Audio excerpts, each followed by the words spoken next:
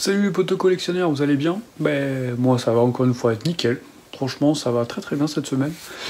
Écoutez, je me suis dit la semaine dernière on a fait une vidéo de présentation un peu d'un élément supplémentaire de mon bureau, c'était le Vegeta Tsume qui était passé sous vitrine. Et beaucoup d'entre vous savent que j'aime beaucoup les mangas, énormément les mangas, et qu'il y a un mur derrière moi, forcément qui est entièrement consacré à cette passion-là, qui est les mangas. Certains d'entre vous l'ont déjà demandé, et donc je me suis dit que ça pouvait être une bonne idée de faire sur la chaîne une vidéo de présentation de ma mangatech. Tout faire en une vidéo, ça va être très compliqué, ça va donner une vidéo qui va être très longue, très infâme, très indigeste. Ouais, comme je vous dis, ça va être un petit peu compliqué, parce que comme vous pouvez le voir, il y a beaucoup de mangas, ça va vraiment jusqu'au fond là-bas. Au jour d'aujourd'hui, où je tourne la vidéo, où je vous parle, j'ai une mangatech de plus de 3000 mangas en fait. Et je vous parle uniquement de mangas, hein. Je vous parle pas de databook, d'artbook et compagnie, il y a purement et simplement des mangas. C'est l'occasion de se faire une vidéo un peu plus détente, où on va parler un petit peu d'autre chose. Si le thème vous plaît, je vais continuer dans cette lancée-là. On va, sur cette première vidéo, se consacrer uniquement à celle qui est juste derrière ma tête ici, c'est celle qui est consacrée au manga de Masami Kurumada en général. Vous allez me dire, ouais, forcément, tout ce qui est Masami Kurumada, il n'y en a pas beaucoup, ouais, certes, ok, mais vous allez voir quand même que si. Alors, sans plus attendre, on s'y met tout de suite et je vais vous montrer ce que j'ai. Allez, venez avec moi.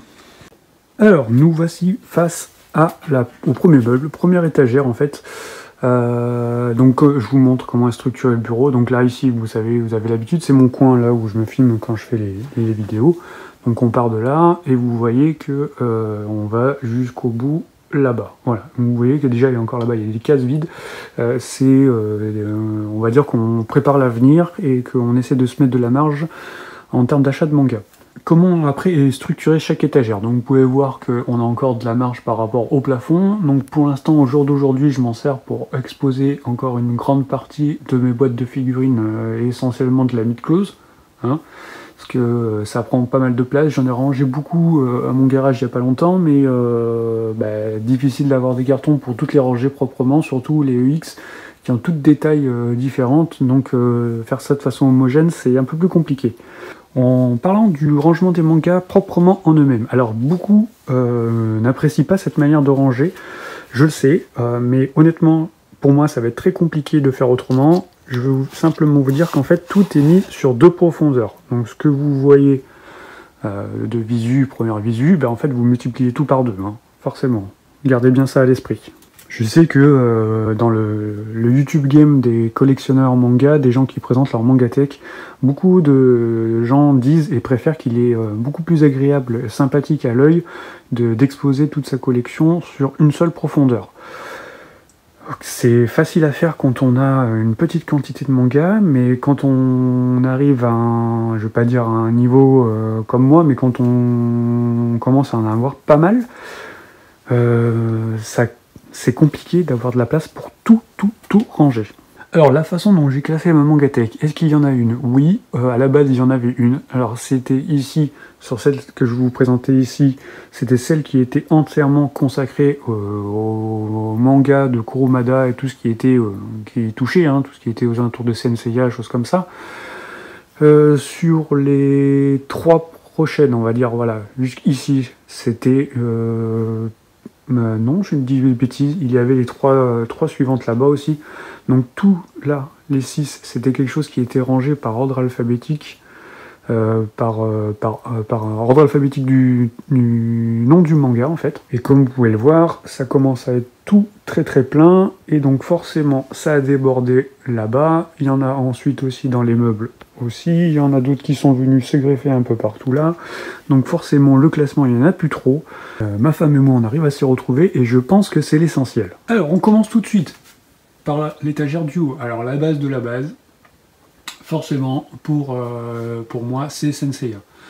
Donc Senseiya, je ne l'ai pas en une seule édition, hein. Vous allez très vite vous en rendre compte. Donc ça, c'est la plus belle édition qui nous a été donnée d'avoir en France. C'est l'édition Deluxe, donc de chez Kana. Donc ce sont des grands formats avec un papier glacé d'ultra bonne qualité. Ils sont un petit peu chers à l'achat. Ils sont à, je crois, 9,25 €. Mais très honnêtement, c'est un très très bel investissement. Ce sont les plus beaux mangas, je pense, en termes de qualité que j'ai dans ma mangatech. Je dis pas ça uniquement parce que c'est Senseiya, c'est juste que franchement, au niveau des couleurs, au niveau de la qualité du papier, au niveau du format, on en a vraiment pour son argent. Il y a les éditeurs qui vous sortent des éditions de luxe pour ce prix-là, qui n'ont pas de format aussi grand et qui ont un papier dégueulasse, pour presque le même prix, et croyez-moi, c'est presque, on va dire, presque du vol. Là, sur cela, si vous devez acheter une édition de Senseiya, ça ne peut être que celle-là. Franchement, c'est la plus belle qui existe. Donc bien sûr, comme je vous ai dit, les premiers sont devant, les autres sont derrière. Ça, c'est une édition qui est sortie en 22 tomes. J'ai les 22 tomes. À côté, vous trouvez une autre édition de Senseiya, toujours sortie chez Kana. Donc ça, c'est la toute première édition que j'ai achetée quand je... Enfin, première édition de Senseiya que j'ai achetée. Quand j'ai commencé à être étudiant, que je commençais à avoir un petit peu d'argent, ce sont même parmi les premiers mangas que j'ai achetés. Voilà. Celle-ci, c'est en 28 tomes. Cette édition-là, les tomes sont beaucoup moins chers. Ils doivent être aux alentours des 6,90 € le tome. Après, je vous dis le prix, c'est le prix du neuf, hein, par contre. Le prix de l'occasion, peut-être que vous allez pouvoir trouver l'ensemble des 28 tomes. Donc, comme d'habitude, hein, 14 tomes devant, 14 tomes derrière. Je pense que les 28 tomes, vous allez pouvoir trouver ça aux alentours des... je pense aux alentours des 150 €. Hein. Sur le devant, vous pouvez voir une petite série de figurines. Ce sont les figurines du manga Rin Nikakero. Donc pour ceux qui ne connaissent pas, c'est l'autre manga ultra connu de Masami Kurumada. J'avais trouvé ce petit lot de figurines là sur eBay à un prix qui tournait aux alentours des 30-40 €, et elles font très, très sympa, elles font le taf. Elles sont très très bien représentatives, très très bien finies par rapport à ce qu'on connaît du dessin animé. Surtout du dessin animé, hein, pas par rapport au manga en lui-même. Et elles me plaisent beaucoup. Franchement, elles me plaisent vraiment beaucoup. Je ne pouvais pas les exposer sur l'étagère Rin Nikakero en bas, vous allez comprendre pourquoi. Je les ai mis ici, voilà, on est toujours en lien avec Masami Kurumada, donc elles sont au bon endroit. Donc juste à côté, oui, vous ne rêvez pas, troisième fois que j'ai la série Senseiya. Je pousse notre ami Kenzaki pour vous montrer. Alors cette fois-ci, ce n'est pas une version française, mais c'est la version japonaise originale. Donc c'est ce qui se veut être la version VO par rapport à celle que l'on connaît, la toute première version Kana que l'on a en France. Je vais vous sortir le tome 1 ici pour que vous puissiez voir la correspondance. Donc le tome 1 de la version française et le tome 1 de la version japonaise. Vous voyez que franchement on est très très proche. Vous voyez que donc les jaquettes sont ultra proches. Kana a essayé de faire quelque chose qui soit vraiment le plus proche possible de l'édition mère en fait. L'édition source, l'édition originale. Donc là aussi c'est pareil, c'est une série qui est en 28 tomes. La manière dont je me le suis procuré, en fait, c'est un petit peu rigolo.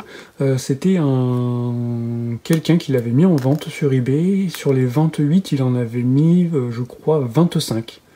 Il y en avait 25 sur les 28.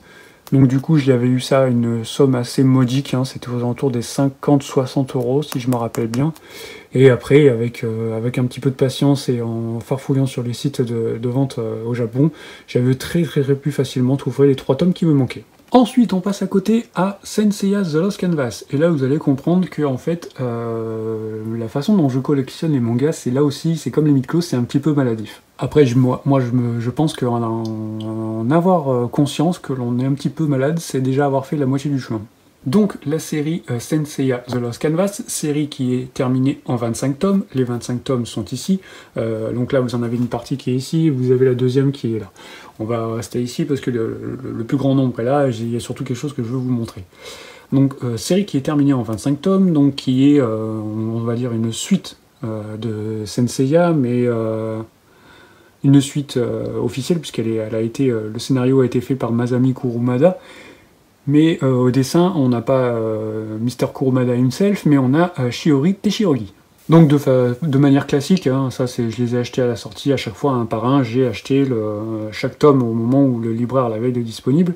Là où je dis que par contre je suis un petit peu malade, c'est qu'il y a eu plusieurs éditions du tome 1, il y en a eu 4, et j'en ai 3 en ma possession. Donc vous pouvez voir que les 3 tranches sont différentes, hein. On a à chaque fois Tenma qui est... alors Tenma c'est le personnage principal de la série, Tenma qui est représenté sur la tranche à chaque fois de chaque édition du tome 1.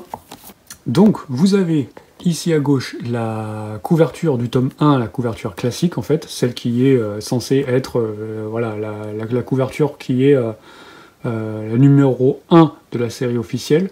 Vous avez ici la jaquette, le tome 1 de la version anniversaire, vous voyez c'est marqué ici. Ça a été fait 1 an après le début de The Lost Canvas.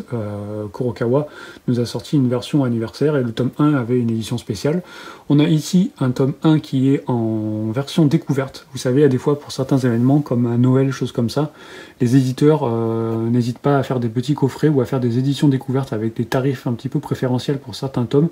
À des fois ils font le tome 1, le tome 2 à 2-3 €, voilà. Et The Lost Canvas n'a pas dérogé à la règle et on a eu cette version-là qui était disponible. Et là où ce qui va être encore plus bête, c'est que en fait j'achète mes mangas à... Vous savez que j'habite vers Limoges, mon libraire c'est le Album. Et donc, à l'époque, est sortie une version album, une 4e édition de ce tome 1. Étudiant, pas encore collectionneur hardcore, j'ai fait l'impasse sur cette édition-là. Si je peux, je vous mets une petite photo à côté pour que vous puissiez voir à quoi elle ressemble. Et maintenant, je suis à la recherche de cette 4e édition du tome 1. Donc si quelqu'un, je passe une annonce, hein, vous savez, hein, s'il y en a un d'entre vous qui a cette édition du tome 1, qui veut s'en débarrasser, ou qui connaît quelqu'un qui l'a, qui veut s'en débarrasser, je suis preneur. Clairement, je suis preneur. Voilà. N'hésitez pas, contactez-moi. Donc, continue avec ici la deuxième auteur. Vous avez la fin donc des Senseiya The Lost Canvas. On a ensuite tous les numéros de Senseiya The Lost Canvas Chronicle. Alors, Lost Canvas Chronicle, ce sont des tomes qui sont indépendants les uns des autres et qui sont à chaque fois concentrés sur un personnage du manga The Lost Canvas. Au Japon, c'était les Senseiya Lost Canvas Gaiden. Gaiden, ça veut dire ce que ça veut dire. En fait, ce sont des histoires annexes où chaque tome se suffit à lui-même et qui est un petit supplément par rapport à l'histoire d'origine. Ces Senseiya The Lost Canvas Chronicle sont très inégaux. Certains sont très anecdotiques, voire même quasiment inutiles, alors que d'autres sont vraiment très excellents. Ça, pareil, ce sont des tomes que j'ai achetés à chaque fois au moment de leur sortie chez le libraire.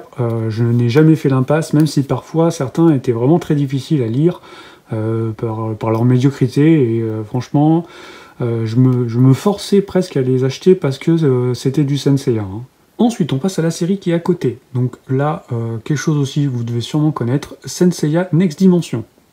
Alors, Senseiya Next Dimension, c'est normalement la suite, on va dire, un peu plus officielle que The Lost Canvas, puisqu'elle est écrite, enfin au niveau du scénario et au niveau du dessin, par Masami Kurumada lui-même. Donc on en est pour la version française actuellement à 12 tomes. Je ne pense pas avoir fait l'impasse pour l'instant, je pense que je suis à jour. Voyez ici comment ils se présentent. Donc ce sont des tomes qui sont un peu plus fins que des tomes normaux, par contre ils sont entièrement en couleur. Ça c'est voilà, c'est assez atypique aussi dans le monde du manga. Donc pour vous raconter un petit peu l'histoire, ça s'arrête directement, c'est directement la suite après la fin de Senseiya, Senseiya classique. Donc je suppose que si vous êtes ici, vous êtes des collectionneurs, vous êtes des passionnés de Senseiya, donc c'est après la bataille des 5 chevaliers de bronze contre Hades. Vous savez que Seiya se retrouve après en très mauvaise posture, et la question est, dans ce manga-là, comment sauver Seiya. Voilà. Je vous raconte pas ce qui se passe, parce que voilà, il y a de nouveaux personnages qui apparaissent. On a un petit peu quelque chose qui est, on va pas dire crossover, mais qui est un petit peu mélange avec des personnages qui apparaissent dans The Lost Canvas. C'est voilà, c'est du Masami Kurumada, c'est très repompé sur Senseiya. C'est-à-dire qu'on retrouve parfois les mêmes personnages dans les mêmes situations d'intrigue, les mêmes combats, on a vraiment l'impression que c'est du copier-coller presque par moment, mais bon, voilà. C'est du Senseiya, c'est du Masami Kurumada, donc il ne faut pas trop s'étonner. Il est un petit peu, le monsieur est un petit peu limité au niveau des scénarios, surtout quand il parle de certains personnages. C'est un petit peu difficile pour lui de sortir des idées qu'il a moulées à travers son manga d'origine. Ensuite, à côté, manga que j'aime vraiment beaucoup. Alors je sais que beaucoup ne le supportent pas parce que au niveau du dessin il est très très compliqué à lire. Par contre moi je l'aime beaucoup parce que c'est un manga à travers lequel on ressent vraiment la supériorité de certains personnages, qu'on ressent vraiment l'importance des Chevaliers d'Or dans la mythologie Saint-Seiya. C'est Saint-Seiya épisode G. Alors j'allais vous montrer le tome 0 mais c'est pas très bonne idée puisque le tome 0 est en fait presque un gaiden. On va plutôt partir sur le tome 1, donc le tome 1 qui lui doit être vu comme ça. Donc vous pouvez voir que c'est encore une fois Masami Kurumada qui est au scénario, mais Megumi Okada qui est au dessin. C'est un manga assez atypique quand même. Hein. Au niveau du dessin, c'est assez sombre, très difficile à lire parfois. Le mangaka a une façon d'agencer les combats, l'agencement des cases et l'orientation des personnages dans les cases qui est assez déroutant. On a parfois besoin de tourner le manga dans tous les sens et de le relire la page plusieurs fois pour essayer de comprendre un peu ce qui se passe. Beaucoup ont lâché à cause de ça, mais très honnêtement, je trouve que l'intrigue principale est très bonne. On sort un petit peu des carcans du Senseiya d'origine et on se retrouve sur quelque chose qui est très plaisant à lire. Comme je vous ai dit, ce sont des tomes dans lesquels on se rend vraiment compte de la puissance qu'ont les Chevaliers d'Or. Et c'est dans ces tomes-là que je ressens le plus le fait de dépassement de soi-même des chevaliers sur du courts instants qui leur permet de devenir plus fort parfois que les dieux. Vraiment, c'est une série que je recommande beaucoup aux gens qui veulent découvrir ce qui se passe à côté de Senseiya. Ensuite, à côté, nous avons la suite directe de Senseiya épisode G, c'est épisode G Assassin. Donc ici, sur cette série-là, c'est toujours Masami Kurumada et Megumi Okada au dessin. C'est un manga qui est uniquement consacré au personnage de Shura du Capricorne. Je pense que mon ami Renaud va avoir un petit sourire, puisque c'est son personnage favori. Je ne sais pas s'il lit ce manga d'ailleurs. Faudrait que je lui pose la question. Alors très honnêtement, je vais pas être la personne la mieux placée pour vous raconter ce qui se passe en détail dans ce manga-là, puisque je me suis arrêté au tome 2-3 à peu près. Il y a eu une période où j'ai eu un petit peu la saturation de tout ce qui sortait autour de Senseiya, et parfois il y avait, comme je vous ai dit, des choses pas très bonnes. J'ai lu les 2-3 premiers tomes. Le premier m'a paru assez bon, le deuxième moins bon, et le troisième presque nul, on va dire. Je me suis dit, arrête de lire ça, attends que tout soit sorti. Donc j'attends que la série soit complètement terminée, et quand elle sera finie, je me la ferai toute d'un coup. Et comme ça, je pourrais avoir un avis tranché sur l'intégralité de la série. Parce que avoir un gros a priori négatif à partir du tome 3, c'est pas très bon quand on a acheté les autres tomes de la série, et surtout quand c'est du Senseiya, j'ai envie de faire l'effort de lire et de vraiment me faire mon propre avis là-dessus. Une autre série sur Senseiya, encore une autre série qui elle aussi a ses détracteurs et ses personnes qui l'idolâtrent, c'est Senseiya Senshoujo. Donc là, il y a encore une fois un animé qui existe sur cette série-là, un animé qui fait, je crois, environ 12-13 épisodes. On se retrouve cette fois-ci avec un personnage féminin. C'est la première fois dans Senseiya qu'un personnage féminin tient le devant de la scène. Et l'intrigue est elle aussi dirigée autour d'un groupe de personnages qui sont toutes des femmes. Hein. Donc bien sûr, elles sont toutes au service d'Athéna, elles sont toutes normalement reliées à Athéna, de façon encore plus proche que ce que pouvait l'être Seiya, puisque ces filles-là sont la garde personnelle de la déesse Athéna. Elles se retrouvent face à des ennemis qui sont aussi féminins.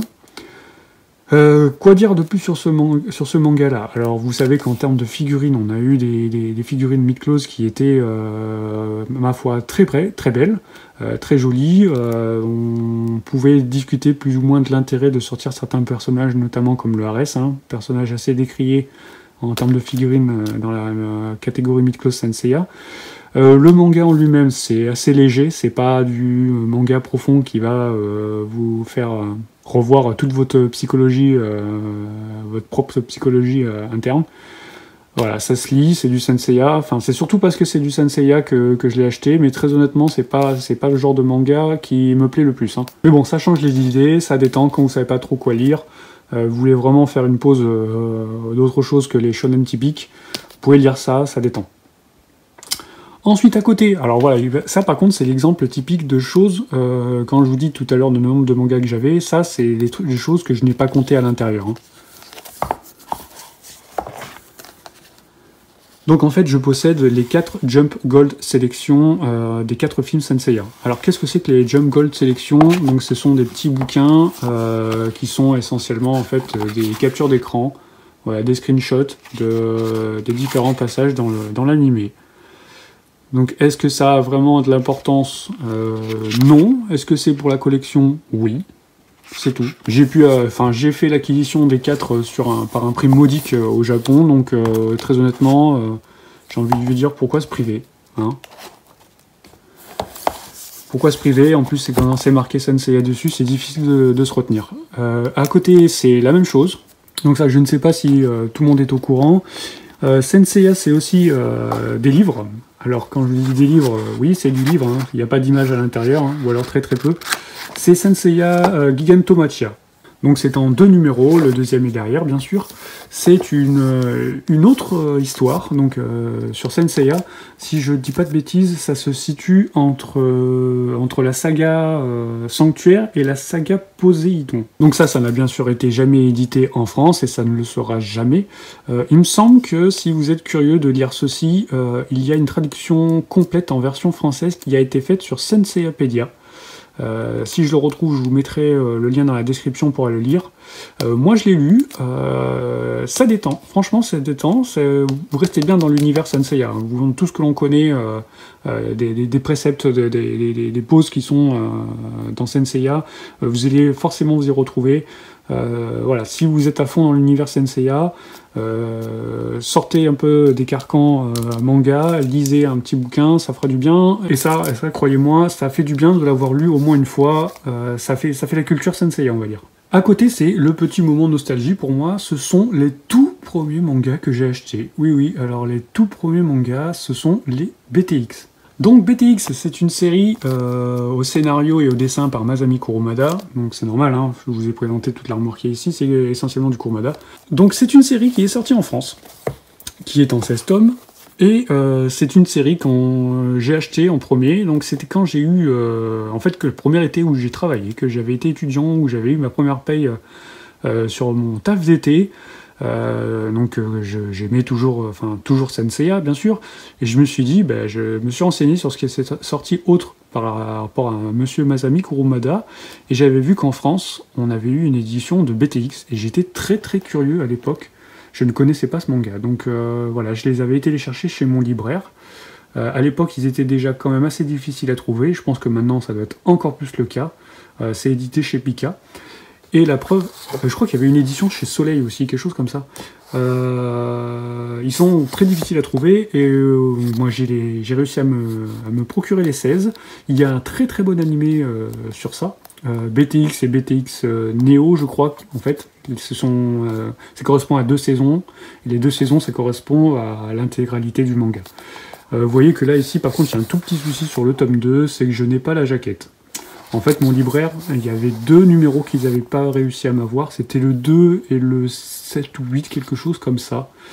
J'ai réussi à trouver l'autre. Par contre, le 2, la seule manière dont je l'ai trouvé, il n'avait pas la jaquette. Ça, c'est un petit peu dommage. Je me suis jamais pensé très profondément à trouver cette jaquette du tome 2. L'essentiel, c'est d'avoir le tome, mais bon, c'est vrai que ça fait un petit peu tâche dans la collection. On arrive sur le dernier étage, qui est composé de tomes de Masami Kurumada. Alors... là, ça va être un petit peu étonnant pour vous, je sais pas, pour moi c'est quelque chose de normal, mais je sais que pour d'autres personnes c'est, comment dire, c'est un niveau de collection qui est un petit peu stupide, moi ça me plaît, c'est d'acheter des mangas en version japonais. Donc vous pouvez voir que là-haut j'avais déjà la première édition de Saint-Seiya de Masami Kurumada. Ici, en fait, vous allez trouver l'intégralité du manga Ring Nikakero. Donc là, c'est en version Bunko. Bunko, c'est les versions petit format japonais. Donc la série est en 15 tomes, et c'est une série qui parle de boxe, en fait. Donc Ring Nikakero, c'est l'autre manga ultra connu de Masami Kurumada. Je crois qu'au Japon, Ring Nikakero est d'ailleurs même beaucoup plus connu, a plus d'influence, plus de succès que Saint-Seiya. Donc vous voyez, hein, je ne vous mens pas, c'est vraiment une édition japonaise en ultra bon état. Où est-ce que j'avais commandé ça? Alors à l'époque, je l'ai toujours d'ailleurs, j'ai un collègue, un ami japonais qui m'a aidé à avoir un bon nombre de ces mangas-là. Quelqu'un qui travaille dans une petite boutique, enfin une grosse boutique maintenant spécialisée dans tout ce qui est manga, figurines et compagnie. Et quand j'ai besoin de certaines choses, de pièces un petit peu plus difficiles à avoir, quelque chose de plus rare, notamment comme ceci là, je vais vous en parler, je passe par lui et en général il est de très très bon secours et il arrive régulièrement à me trouver tout ce que j'ai besoin. Donc Ring Nikakero, par contre, ça c'est jamais sorti en France, enfin en édition française traduite. Si jamais ça vous intéresse, il existe des très bons sites français de scan, de très bonnes teams qui ont traduit l'intégralité du manga et qui ont traduit ici la suite. Voilà, donc je vous l'annonce maintenant. C'est la suite de Ring Nikakero, c'est Ring Nikakero 2. Donc, vous voyez que le dessin a complètement changé. Donc, c'est toujours par du Masami Kurumada. Hein. C'est fait quelques années plus tard, bien sûr. Et là, c'est quelque chose... c'est un manga où l'extravagance est bien plus présente que ce que l'on connaît dans le premier.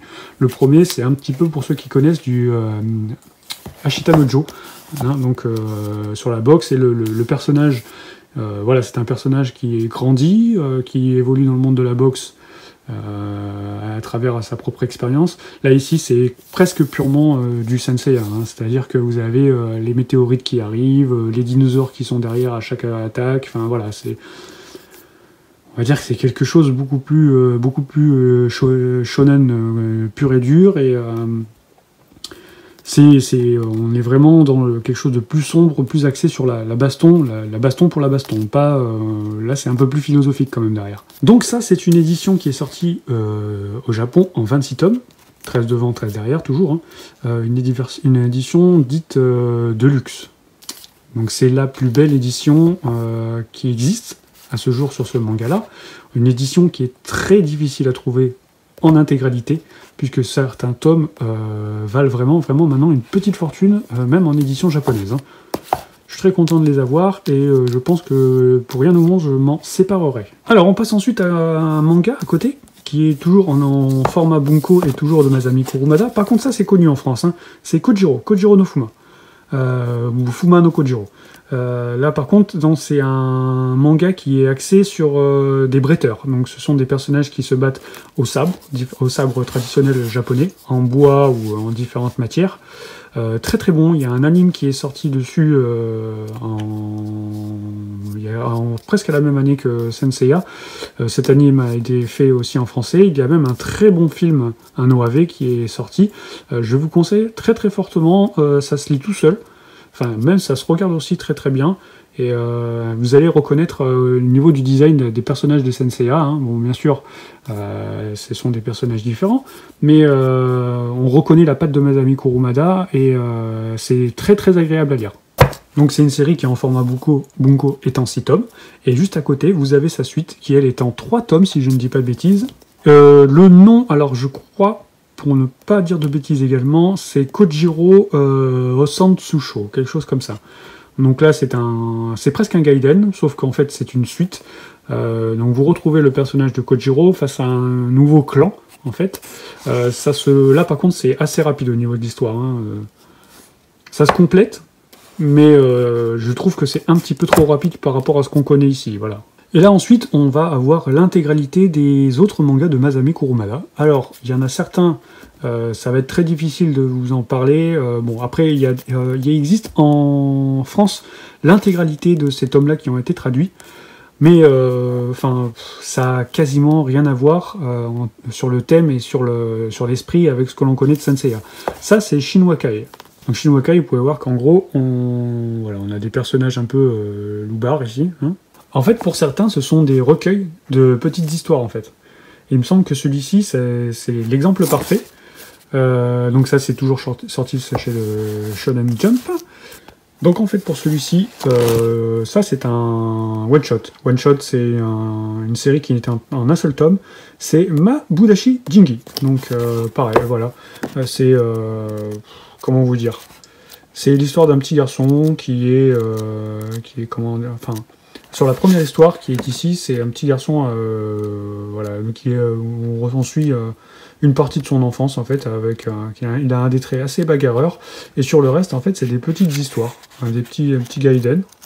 Donc c'est un petit recueil d'histoires, on va dire. Le tome d'après, toujours du Masami Kurumada, c'est Sukeben Arashi. Sukeben Arashi, manga en 2 tomes, héroïne féminine. Là par contre c'est pas un recueil d'histoire, c'est une histoire, non, c'est pas fini. Alors ça, Masami Kurumada c'est spécialiste. À l'époque il nous sortait plein d'histoires, il lançait plein de séries, par contre il y finissait jamais. Sukeben Arashi c'est en 2 tomes, la série n'est pas finie. Et vous allez très bien comprendre pourquoi. Regardez ensuite la série qui est après, Otokozaka. Otokozaka, vous avez peut-être entendu ce qui s'est passé autour de cette série. Donc ça, c'est une série qui est sortie à l'époque, hein, qui est quand même assez vieille. Donc ça, c'était une série qui parlait du thème de prédilection, en fait, à l'époque de Masami Kurumada, c'était les petits bagarreurs. Hein. Apparemment, lui aussi, dans sa jeunesse, c'était un petit caïd. Donc les premiers mangas qu'il a sortis, c'était principalement sur ce thème-là. À l'époque, en fait, quand il a commencé Otokozaka, il a fait 3 tomes. Vous voyez, on a donc le tome 3 qui est ici, et la série n'était jamais finie. Et il y a quelques années, c'est vraiment tout récent, hein, quand je dis quelques années, c'est il y a max 3-4 ans, et bien Masami Kurumada, comme ça, comme une envie de ça lui a repris, et il a décidé de finir cette série-là. Donc actuellement, on a le tome 4, et on va jusqu'au tome 8, hein, vous voyez que c'est le tome 8 qui est derrière. Il me semble bien, peut-être qu'il y a encore un tome pour finir la série. Je vérifierai pour ne pas vous dire de bêtises. Ensuite, à côté, quelque chose qui ressemble là quand même assez à Senseiya, c'est Silent Night Show.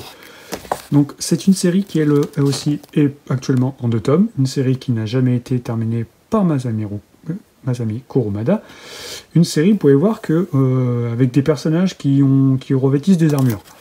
Donc c'était un petit peu les préquels, comment dire, le pilote de Senseiya. C'est une série qui se veut être un peu un mix entre Senseiya et BTX. Alors si vous avez déjà lu les deux, je pense que vous allez très bien voir à peu près l'atmosphère qui règne dans ce manga-là. Si ça vous plaît, il y a des scans aussi là aussi en version française, je vous invite à aller le lire. Ensuite, on a 2 tomes en édition Bunko qui, eux, ont centralisé plein de petites histoires aussi faites par Masami Kurumada. Là, on a Reimi Nozachi, je crois.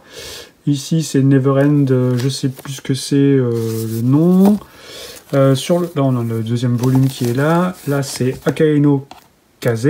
Et là, c'est Evil Crusher Maya. Evil Crusher Maya aussi, il y a un tome en version plus grande taille, presque édition de luxe qui existe. Ça, c'est pareil, c'est une histoire qui n'a jamais été finie par Masami Kurumada. Il me semble que Reimi non plus. Akae no, ça a été fini, et celui sur le baseball, dont je les appelle le nom, ça a été fini aussi. Ensuite, un manga qui est sorti il y a quelques années, je crois que c'est aux alentours de 2015, pareil, au dessin, c'est Masami Kurumada, donc là, c'est quelque chose qui se veut être presque autobiographique. C'est Indigo Period N, quelque chose comme ça. Donc là, pareil, rien d'extraordinaire. Comme je vous ai dit, c'est quelque chose d'assez autobiographique, où Kurumada se présente comme un espèce de petit voyou bagarreur à l'époque, qui petit à petit va suivre le chemin du manga. C'est pas fou à lire, ça existe aussi en version française par des scans. Si vous avez la curiosité, allez-y, mais perdez pas trop votre temps. C'est pas indispensable non plus. Voilà, là encore des petites choses que je n'ai pas compté dans le nombre de mangas. Donc on a un artbook Senseiya Jump Gold Selection, ça c'est le numéro 1. Ici on a le seul et unique artbook qui est disponible sur Ring Nikakero. C'est le Fire Soul, je crois. C'est en version japonaise, hein, bien sûr. Tout ce qui est artbook, databook, ça ne vient que du Japon. On a ici l'encyclopédie officielle Senseiya japonaise, donc le Senseiya Taizen. Je pense que bon nombre d'entre vous connaissent déjà ce qu'il y a à l'intérieur. C'est un gros databook avec plein de données sur les différents personnages de Senseiya. Ça aurait été utile de l'avoir en français. On sait qu'il y en a eu un sur Dragon Ball et que c'est sorti en version française. Sur Senseiya, malheureusement, c'est quasiment impossible. Ne rêvez pas qu'on n'aurait jamais ça un jour. Et là, ça, je l'ai mis ici à côté. Donc ce n'est pas du Masami Kurumada, même si ça y ressemble beaucoup. C'est sorti récemment, je crois, il y a, on va dire 3 ans, par l'éditeur Black Box. C'est Saito, le guerrier divin. C'est en fait un manga qui a été fait par un des assistants de Masami Kurumada à l'époque où il dessinait Senseiya. Alors, c'est sur le niveau du dessin, vous allez reconnaître vraiment la part graphique qui a été utilisée pour le manga de base Senseiya. Au niveau de l'histoire, ça y ressemble aussi fortement. Autant vous dire que c'est pas foufou au niveau du scénario. Moi perso je l'ai pris voilà, parce que c'était un petit peu estampillé indirectement Masami Kurumada. Je regrette pas, même si chez Black Box les tomes sont un petit peu chers, mais bon ils sont de belle qualité au niveau du papier, au niveau de la couverture et tout ça, c'est joli. Mais bon, c'est pas un indispensable. Hein. Regardez sur le tome 2, très honnêtement, on sent les influences au Kutonoken qui sont derrière. Hein. Bon, on continue sur cette étagère-là, on se passe sur autre chose. Donc là, j'ai fini tout ce qui était Masami Kurumada Senseiya. Ici, on a quelques tomes de ancien Magnus Bright. Voilà. Je crois que les premiers tomes avaient été offerts à ma femme et elle en a acheté quelques-uns derrière. Donc là, il n'y a pas l'intégralité de la série. Hein. Il y a quelques trous, je pense que quand le temps le permettra, on les achètera. Ici, vous avez... alors si je dis pas de bêtises, on a les 9 premiers tomes, je crois.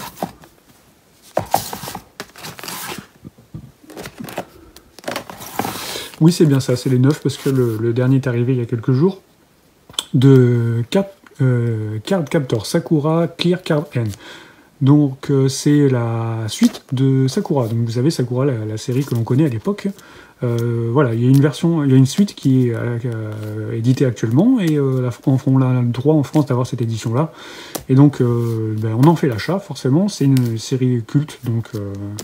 ça ne peut pas passer autrement qu'entre nos mailles de notre filet. Ensuite, on a à côté la réédition de luxe de Sakura. Alors là, pareil, vous allez comprendre que... Enfin, chez moi, on a un petit peu détaré aussi du manga. On a déjà une version, la version d'origine de Card Captor Sakura, mais là, c'est une version de luxe. Donc, voilà... Hein.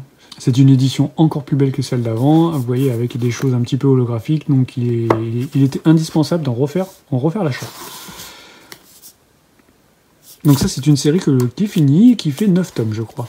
Ici, à côté, vous avez Shonen 7. Alors, Shonen 7, c'est une très bonne surprise. Même si je dois avouer que je me suis fait un petit peu avoir au moment où je l'ai acheté, c'est une très bonne surprise pour moi. Je vous explique.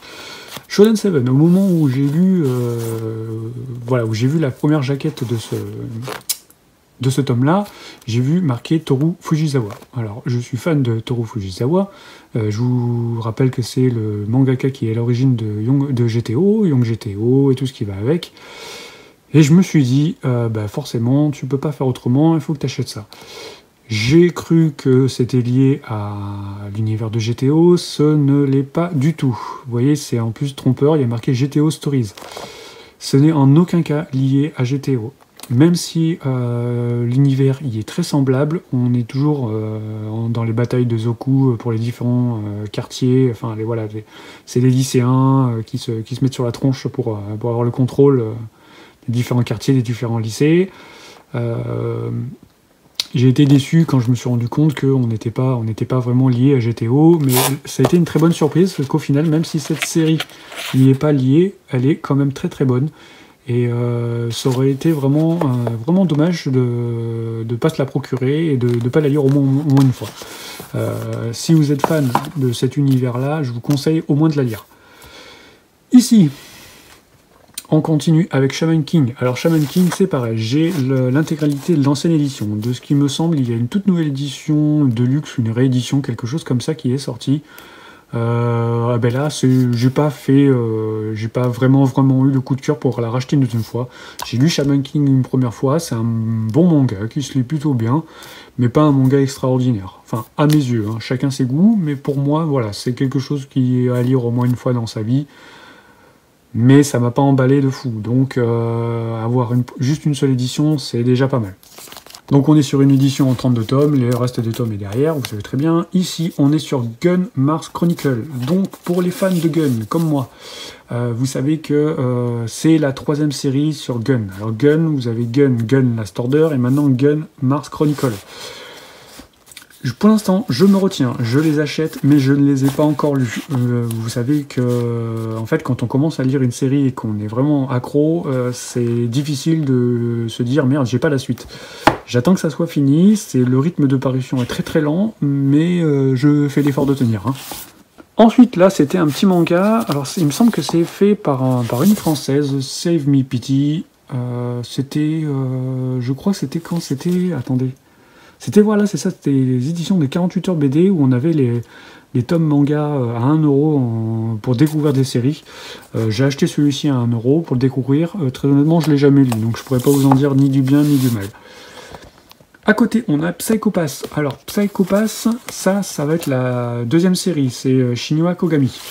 Là, j'ai également la première série qui est en 6 tomes à Kanetsune Mori, mais elle n'est pas présente ici parce que je l'ai prêtée à un collègue. J'ai fait découvrir cette série à un collègue qui aime bien tout ce qui est futuriste. Donc si vous aimez Minority Report, choses comme ça, là on est en plein dedans. Hein. Pour vous expliquer, en fait, vous avez des inspecteurs de police qui ont un flingue qui, en fonction du degré d'infraction qui a été faite par la personne, soit le flingue va s'activer pour tuer la personne, soit pour la capturer, soit pour l'anesthésier, enfin, vous voyez. Et c'est basé sur un degré de... Je ne veux pas tout vous expliquer, mais en fait, quand le flingue pointe sur la personne, on sait tout de suite ce qu'elle a fait, ce qu'elle n'a pas fait. Et il y a aussi d'autres choses qui se mêlent à ça. Par exemple, lui, c'est un ancien criminel qui se retrouve embrigadé avec les forces de police. C'est un petit peu ce qui lui sert de travaux d'intérêt généraux, en fait. Hein. Et le dernier manga de cette étagère, ici, les bons petits plats du mangaka. Alors ça c'est pareil, je me suis fait un petit peu avoir quand je l'ai acheté, j'avais vu One Punch Man écrit dessus, One Punch Man série que j'adore, et surtout j'adore beaucoup ce mangaka, Yusuke Murata, surtout par rapport à Achille 21. Je me suis dit que ça allait être quelque chose de très très bon. En fin de compte, c'est vraiment pas terrible. C'est une histoire de, enfin c'est surtout un recueil de petites histoires qui tournent autour de la bouffe, autour des plats préférés du mangaka. Ça n'a presque aucun intérêt, ça se lit quand vous voulez vous détendre, vous voulez rigoler un coup. Parce que, enfin, je sais pas si vous voyez, en fait, vous avez 3-4 pages d'un manga qui parle de bouffe, hein, toujours ça parle de bouffe, et vous avez une photo du plat en lui-même avec une petite recette à côté. Voilà, vous en lisez une ou deux quand vous savez pas trop quoi faire, quand vous allez aux toilettes, hein, vous emmenez le manga avec vous, vous lisez 2 chapitres, et voilà, vous sortez, vous êtes content. Ensuite, l'étagère en dessous. Alors, ici, vous avez les 3 grands formats de Gantz Osaka. Gantz, que dire sur ce manga, à part qu'il est vraiment, vraiment exceptionnel. Ce manga, c'est jouissif pour les yeux, vraiment. Beaucoup d'entre vous, vous connaissez Berserk, vous savez que Berserk est un manga où vous prenez une claque visuelle à chaque page. Très honnêtement, je pense que pour Gantz, on n'en est pas loin. Alors, il n'y a pas autant de finesse, autant de détails qui sont accordés dans les dessins, mais franchement, on n'y est pas loin. J'ai craqué pour l'édition grand format de Gantz Osaka. Alors, Gantz Osaka, en fait, c'est un chapitre. C'est une petite partie dans le manga. Ils ont décidé de la sortir. C'est une des parties les plus importantes, les plus représentatives, les plus rythmées du manga. Ils l'ont sorti en version grand format et franchement c'est très très beau. On peut vraiment apprécier le détail de chaque case. Vous voyez, donc pour ceux qui connaissent pas Gantz, hein, vous voyez un peu ce que ça donne. Alors c'est très très beau, très très sympathique à lire. C'est un vrai régal pour les yeux. Par contre, le seul bémol, c'est que ça sert à quoi d'avoir sorti juste ce chapitre-là en grand ? Pour les amateurs, donc pour les gens qui sont basés sur Senseiya, c'est comme si ils nous décidaient de nous sortir le chapitre Poséidon en grand format, en couleur avec un grand format de luxe, voilà, mais uniquement ce chapitre-là. Vous êtes en train de vous dire, l'avant, l'après, non, peut-être pas, bref. Pourquoi j'ai fait l'acquisition de ces 3 tomes-là ? Ils coûtent très cher, hein, je crois. Hein. Si je dis pas de bêtises, il n'y a pas de prix ici, mais je crois que ça coûtait aux alentours des 20-25 euros, voire même peut-être un peu plus pour un. Tout simplement, pourquoi je les ai, c'est parce qu'à l'époque, il y a quelques années, il y avait quelqu'un qui les avait mis en vente aux enchères sur eBay, et j'ai eu les 3 pour 7 euros. Alors, prix imbattable, on est d'accord, je pouvais pas faire l'impasse autrement. Ici, coffret que je n'ai très rarement vu. En fait, j'ai pas pu ne pas me le procurer. C'est l'édition complète d'Akira, grand format. Alors je sais qu'il y a une version qui est sortie maintenant, qui est terminée d'ailleurs. À l'époque, vous aviez une vieille version disponible. Alors je la tourne, mon coffret est un petit peu abîmé, ce qui est dommage. Vous voyez, et on a les Akira grand format qui sont ici. Alors Akira, je ne présente pas bien sûr, hein, un des plus grands mangas de l'histoire, que ce soit au niveau du film qui a été réalisé ou au niveau du manga en lui-même. Ça c'est un must à lire ou à voir, très honnêtement. Je fais l'impasse sur l'explication, franchement, pour moi c'est la base de la base. Hein. Ensuite, à côté, on a plein de petites choses. Donc ici, vous avez un livre, un manga, 24 histoires d'un temps lointain de Leiji Matsumoto. Leiji Matsumoto, je vous rappelle que c'est le mangaka d'Albator, hein, Captain Harlock. Quelque chose qui m'a beaucoup surpris. Quelque chose qui est très pervers, très axé sur le sexe, sur les femmes objets. Je ne pensais pas ça, vraiment, de Leiji Matsumoto. Ça m'a permis d'avoir une autre vision du mangaka. J'ai l'impression que c'est quelqu'un qui aime beaucoup les femmes. J'avais une vision de lui par Albator, de quelqu'un qui avait une culture en fait très poussée sur ce qui était de l'univers et compagnie. Il doit l'avoir certainement, mais il a des petits côtés plaisir charnel, le monsieur, qui sont un petit peu révélés à travers ces mangas-là. Et 25 histoires d'un monde en 4 dimensions, ça aussi c'est un recueil d'histoires de Leiji Matsumoto, et on est toujours dans le même thème, hein, c'est-à-dire que c'est presque la femme objet, la femme objet sexuel du désir. Là, il faut vraiment être fan de Leiji Matsumoto pour apprécier vraiment les œuvres en elles-mêmes. Hein. Pour moi, ça a été un petit peu compliqué, je dois vous le dire.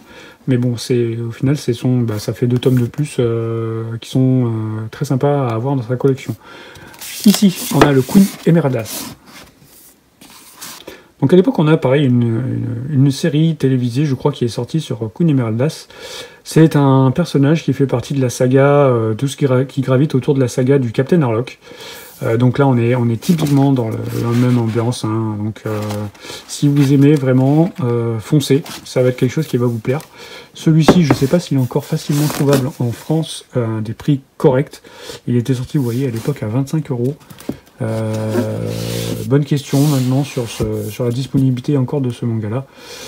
On arrive ici ensuite sur des mangas de Osamu Tezuka. Donc Osamu Tezuka, le papa du manga moderne, l'homme qui a révolutionné le manga tel qu'on le connaît. On a Neofaust. Donc ça c'était à l'époque, il y avait pas mal d'éditeurs qui s'étaient lancés dans la réédition d'œuvres, on va dire, classiques de Osamu Tezuka, d'œuvres qui n'avaient été jamais éditées en France. Donc on avait eu pas mal de petites séries qui sont sorties, notamment encore quelques-unes, je vais vous montrer plus tard. Donc ça c'est pareil, très plaisant à lire. Hein. Chaque histoire, c'est très, comment dire, très féerique. Ici, on a Alabaster. Ouais, voilà. Donc là, l'éditeur, c'est FLB LB. Et Osamu Tezuka. Donc ça, ce sont des très beaux mangas. Très belles pièces. Vous voyez, 20 euros. Donc c'est un peu cher, certes. Mais vous voyez qu'on a de quoi lire. Voilà, c'est pas quelque chose... Et ça, on va dire que c'est des mangas pour un peu plus public averti, hein, pour des gens plus passionnés d'œuvres de niche que des mangas grand public. Hein. La grande pagaille du Diletta, ça c'est quelque chose qui est très drôle. J'ai beaucoup pris de plaisir à le lire. Bon, je pense que vous voyez très bien que ça représente une cuvette de toilette. Hein. Ça vous donne un petit peu l'ambiance générale du manga. C'est très chouette. Vraiment, si vous arrivez à le trouver, que ce soit en bibliothèque ou autre, Je vous le conseille, vous allez bien un bon petit moment de détente avec ça.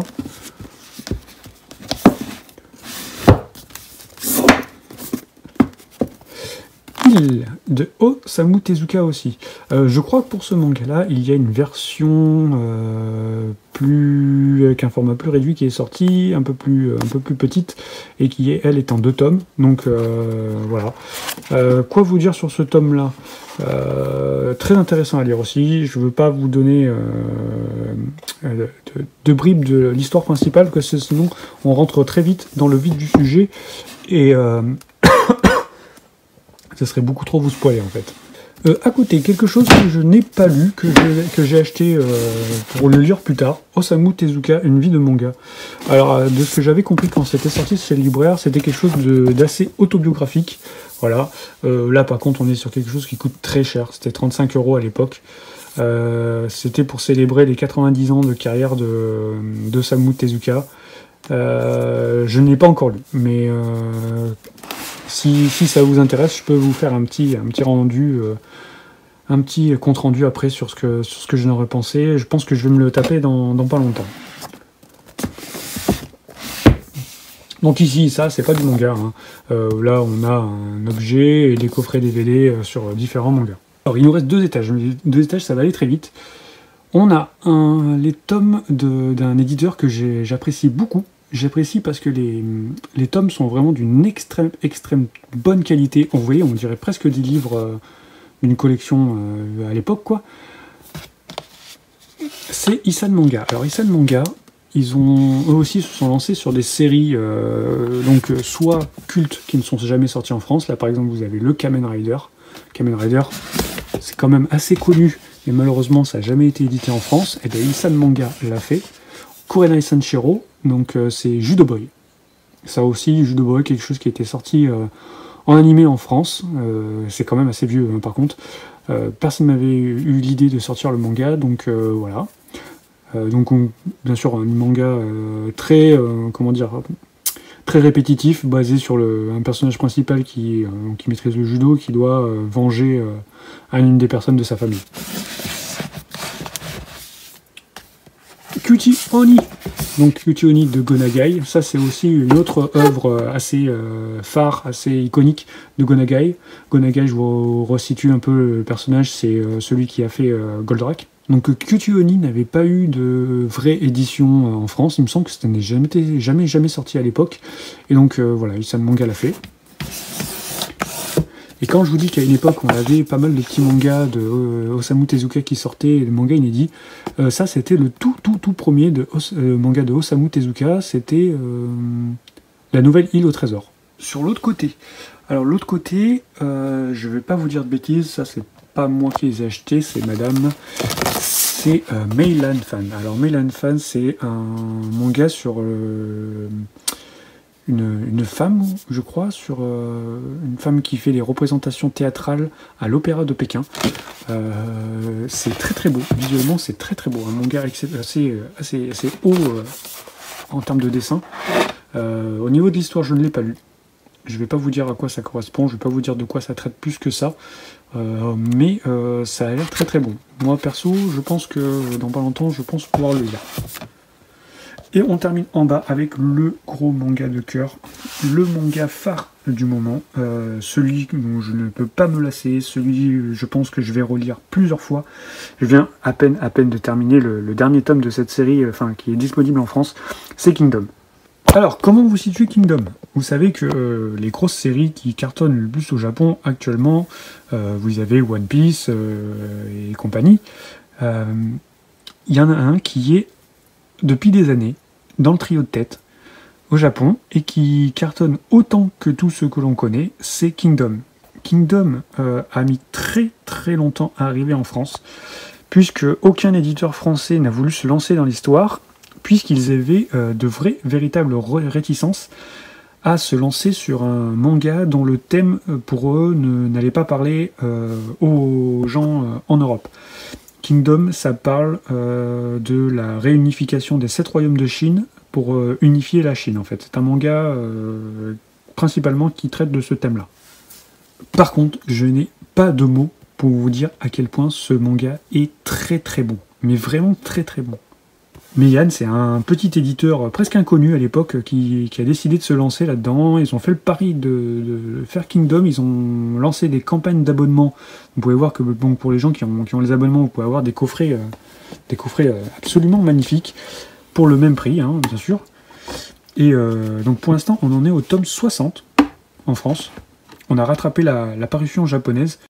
Et ce manga, c'est une drogue. Quand vous commencez, vous ne pouvez jamais vous arrêter. C'est des combats vraiment, vraiment incroyables. Donc certes, sur des univers qui nous, pour des personnes qui ont toujours vécu en Europe, ne nous parlent presque pas. Mais très honnêtement, Kingdom, c'est vraiment un manga ultra, ultra bon au niveau du dessin, mais surtout au niveau du scénario.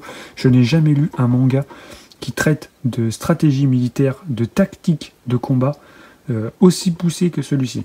Voilà, maintenant on va être un petit peu frustré parce que vu qu'on a rattrapé l'apparition japonaise et qu'on en est au tome 60, il va falloir maintenant attendre à chaque fois que l'auteur nous sorte son tome pour qu'on l'ait après en France. Et on va se le bouffer à tome par tome. Alors que là, on avait 4 tomes tous les 2 mois, et je peux vous dire que quand je les recevais à chaque fois, ça faisait pas long feu. Hein. Donc voilà, eh bien écoutez, je vous ai fait un premier point, une première présentation uniquement de cette première étagère ici. Ça a peut-être été un peu long, peut-être que certains d'entre vous ont trouvé ça intéressant, d'autres non. Donc moi j'ai pris un réel plaisir à faire cette vidéo. Si jamais ça vous plaît, laissez-moi un petit commentaire, laissez-moi un petit j'aime. Et si je vois que le thème de vidéo plaît à beaucoup d'entre vous, pourquoi pas ne faire d'autres vidéos ensuite qui vont vous parler des autres tomes. Et comme vous voyez, il y a quand même pas mal de choses à vous montrer. Et je pense qu'il y a quand même pas mal aussi de bonnes découvertes à vous montrer. Pas mal de conseils de lecture, pas mal de séries sur lesquelles vous pourriez craquer, de séries qui, selon vos goûts, vos couleurs, pourraient vous intéresser. Voilà. Je vous remercie les amis, je vous dis à très bientôt, je vous fais d'énormes bisous, donc n'oubliez pas, si jamais vous vous ennuyez, lisez un manga, et si vous cherchez un petit conseil de lecture, vous pouvez très facilement venir me demander. Allez, bisous, ciao.